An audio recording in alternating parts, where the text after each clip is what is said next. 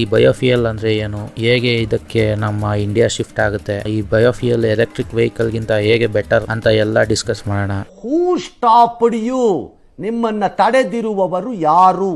ನಮ್ಮ ದೇಶ super power ಆಗೋ ದಾರಿಯಲ್ಲಿ ತುಂಬಾ ಮುಂದೆ ಬಂದಿದೆ. ಇವತ್ತು ನಮ್ಮ ಭಾರತ ಬ್ರಿಟನ್ನ ಹಿಂದೆ ಹಾಕಿ 5ನೇ ಅತಿ ದೊಡ್ಡ ಎಕಾನಮಿಯಾಗಿ ಹೊರಹೊಮ್ಮಿದೆ. ಮುಂದೆ ಹೋಗ್ತಾ ಹೋಗ್ತಾ ಎಕನಾಮಿಕ್ ಆಕ್ಟಿವಿಟಿ ಎಲ್ಲ ಜಾಸ್ತಿ ಆಗುತ್ತೆ.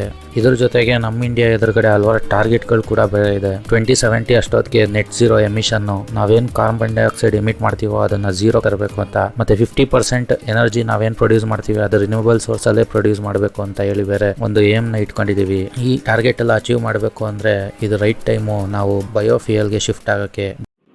ಮ್ಯೂಸಿಕ್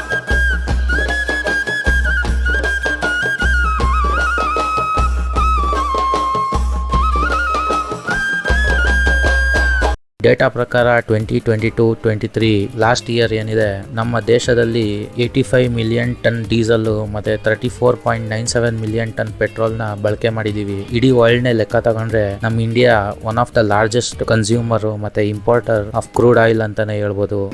ನಂಬ್ತೀರಾ? ನಂಬಲ್ಲ. ಹೋದವ್ರು ಬಾಳೆ ಇಷ್ಟ್ರಿ. ಹಲೋ, ನಾನ್ ನಂಬಲ್ಲ ಅನ್ನ. ನಂಬಿಟ್ಲಾ? ನಾವು ಕಟ್ಟೋ ಟ್ಯಾಕ್ಸ್ ಏನಿದೆ ಅದು ಮೇಜರ್ ಆಗಿ ಈ ಆಯಿಲ್ ಇಂಪೋರ್ಟ್ಗೆ ಹೋಗುತ್ತೆ ಅಂದ್ರೆ ತಪ್ಪಾಗಲ್ಲ. ನಾವು ಕೊಟ್ಟಿರೋ ದುಡ್ಡಲ್ಲಿ ಅರ್ಧದಷ್ಟು ಯಾವಾಗ ನಮ್ಮ ದೇಶ ಈ ತರ ಇಂಪೋರ್ಟ್ ಮೇಲೆ ಖರ್ಚು ಮಾಡುತ್ತೋ ಆಗ ಡೆವಲಪ್ಮೆಂಟ್ಗೆ ಮತ್ತೆ ವೆಲ್ಫೇರ್ಗೆ ಖರ್ಚು ಮಾಡಕ್ಕೆ ಹಲವಾರು ಸತಿ ಕಾಸೇ ಇರಲ್ಲ. ಆದ್ರಿಂದಾನೇ ಎಷ್ಟೊಂದು ಗೌರ್ಮೆಂಟ್ ಅವರು ಕೆಲವು ಸತಿ ನಮ್ಮ ಹತ್ರ ಕಾಸು ಖಾಲಿ ಅಂತ ಹೇಳಿ ರೀಸನ್ಗಳು ಹೇಳ್ತಾ ಇರ್ತಾರೆ.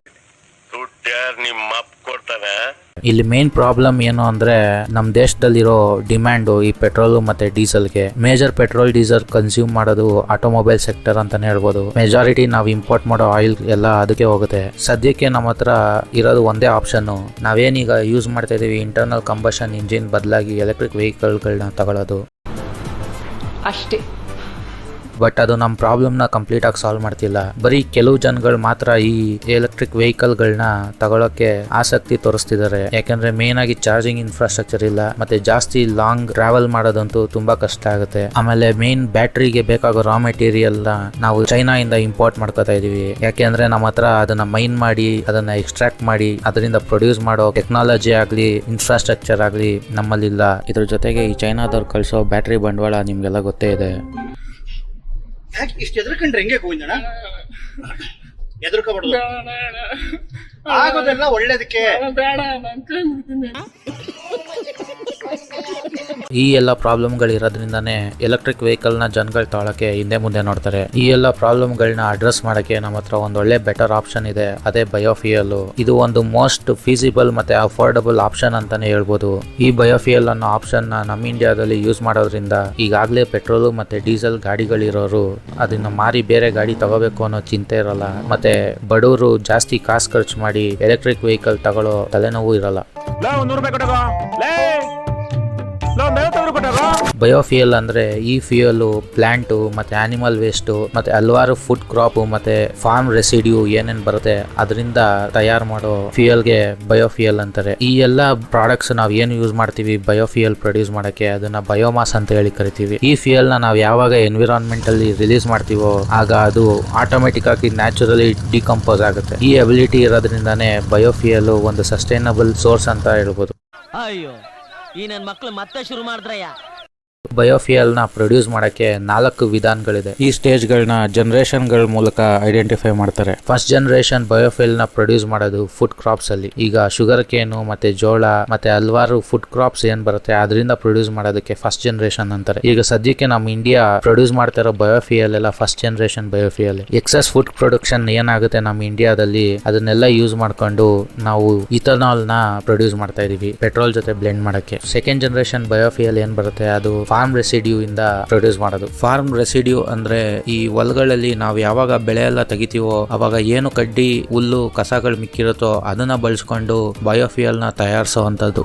ಗ್ಯಾಸಿಫಿಕೇಶನ್ ಮುಖಾಂತರ ಪ್ರೊಡ್ಯೂಸ್ ಮಾಡೋದಕ್ಕೆ ಸೆಕೆಂಡ್ ಜನರೇಷನ್ ಬಯೋಫ್ಯೂಯಲ್ ಅಂತ ಕರಿತೀವಿ. ಥರ್ಡ್ ಜನರೇಷನ್ ಬಯೋಫ್ಯೂಯಲ್ ಆಲ್ಗೆ ಮತ್ತೆ ಮೈಕ್ರೋ ಆರ್ಗಾನಿಸಮ್ಸ್ ನ ಯೂಸ್ ಮಾಡಿ ಪ್ರೊಡ್ಯೂಸ್ ಮಾಡೋದು. ಮತ್ತೆ ಫೋರ್ತ್ ಜನರೇಷನ್ ಬಯೋಫ್ಯೂಯಲ್ ಕಾರ್ಬನ್ ಸಿಂಕ್ವೆಸ್ಟ್ರೇಷನ್ ಇಂದ ಪ್ರೊಡ್ಯೂಸ್ ಮಾಡೋದು. ಯಾವ ಬೋಳಿ ಮಗನಿಗೆ ಅರ್ಥವಾಗುತ್ತದು? ಈಗ ಸದ್ಯಕ್ಕೆ ನಮ್ಮ ಇಂಡಿಯಾದಲ್ಲಿ 2 ತರ ಬಯೋಫ್ಯೂಯಲ್ ನ ಪ್ರೊಡ್ಯೂಸ್ ಮಾಡ್ತಾ ಇದೀವಿ. ಒಂದು ಇಥನಾಲ್ ಮತ್ತೆ ಬಯೋಡೀಸೆಲ್ ಅಂತ. ಸದ್ಯಕ್ಕೆ 20% ಇಥನಾಲ್ ನ ಪೆಟ್ರೋಲ್ ಜೊತೆ ಮಿಕ್ಸ್ ಮಾಡೋ ಒಂದು ಟಾರ್ಗೆಟ್ ನಮ್ಮ ಇಂಡಿಯಾ ಸೆಟ್ ಮಾಡ್ಕೊಂಡಿದೆ 2025 ಅಷ್ಟೊತ್ತಿಗೆ. ಅದೇ ತರ ಬಯೋಡೀಸೆಲ್ ಅನ್ನೋ ಒಂದು ಮಿಕ್ಸ್ಚರ್ ನ ರೀಸೈಕಲ್ಡ್ ಕುಕಿಂಗ್ ಆಯಿಲ್ ಮತ್ತೆ ಆಲ್ಕೋಹಾಲ್ ನೆಲ್ಲ ಮಿಕ್ಸ್ ಮಾಡಿ ಪ್ರೊಡ್ಯೂಸ್ ಮಾಡ್ತಾ ಇದೀವಿ. ಈಗ ಸದ್ಯಕ್ಕೆ 5% ಬಯೋಡೀಸೆಲ್ ನ ಡೀಸೆಲ್ ಅಲ್ಲಿ ಮಿಕ್ಸ್ ಮಾಡೋ ಒಂದು ಎಫರ್ಟ್ ನ ನಮ್ಮ ಇಂಡಿಯಾ ಸ್ಟಾರ್ಟ್ ಮಾಡಿದೆ. ಈ ರೀತಿ ಪೆಟ್ರೋಲ್ ಮತ್ತೆ ಡೀಸೆಲ್ ಅಲ್ಲಿ ಇಥನಾಲ್ ಮತ್ತೆ ಬಯೋಡೀಸೆಲ್ ನ ಮಿಕ್ಸ್ ಮಾಡೋದ್ರಿಂದ ನಮ್ ದೇಶ ಭಾರತ 53,000 ಕೋಟಿವರೆಗೂ ಕಾಸನ್ನ ಉಳಿಸಿದೆ. ಏನು ನಾವು ಪೆಟ್ರೋಲ್ ಮತ್ತೆ ಡೀಸೆಲ್ ಮೇಲೆ ಖರ್ಚು ಮಾಡ್ತೀವೋ. ಹೀಗೆ ಹೊಸ ಗಾಡಿಗಳ ಇಂಜಿನ್ ಸ್ವಲ್ಪ ಟ್ವೀಕ್ ಮಾಡಿ ಈ ಫ್ಯೂಯಲ್ ಮಿಕ್ಸ್ಚರ್ ಪರ್ಸೆಂಟೇಜ್ ನ ಇನ್ನೂ ಜಾಸ್ತಿ ಮಾಡಿದ್ರೆ ಆಯಿಲ್ ಇಂಪೋರ್ಟ್ ನ ಅತಿ ಹೆಚ್ಚು ಪ್ರಮಾಣದಲ್ಲಿ ಕಡಿಮೆ ಮಾಡಬಹುದು.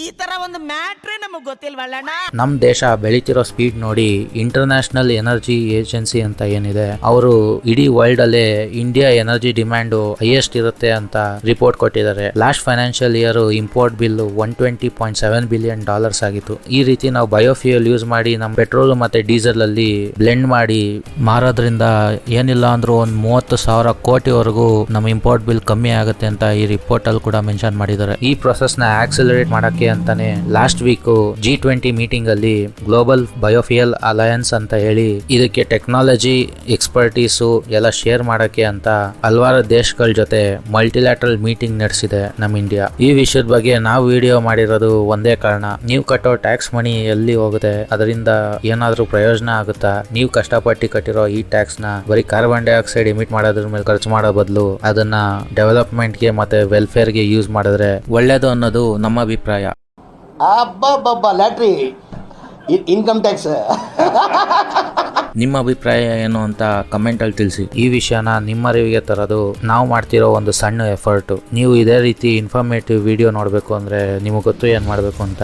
ಸಬ್ಸ್ಕ್ರೈಬ್ ಮಾಡಿ, ಈ ವಿಡಿಯೋನ ಶೇರ್ ಮಾಡಿ ನಿಮ್ಮ ಫ್ರೆಂಡ್ಸ್ಗಳ ಜೊತೆ. Thank you so much.